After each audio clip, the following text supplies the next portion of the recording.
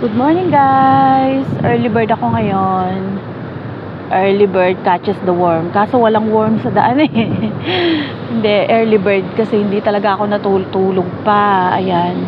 Nagpapahangin ako sa labas. Nag-jogging na lang ako. Total, umaga na rin naman kasi. Kaya hindi na ako makatulog. Nag-decide ako na lumabas na lang at mag-jogging para mawala lahat yung stress. Ayan, ginaging ko yung stress ko. Sobrang stress na kasi. Baka gusto nyong makishare sa stress ko. Pinamamahagi ko po yung aking stress.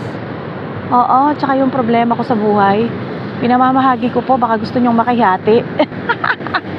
Baka gusto nyong makihati at makipamahagi. Ay, makibahagi pala. Ayan, siguro kung nakakaganda lang yung stress, artista na ako, oh my gosh.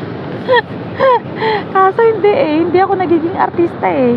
Di bali sana kung artista ako kahit stress ako. At least kumikita yung pagka-stress ko, pagka-artista ko, di ba? Ayan, good morning guys.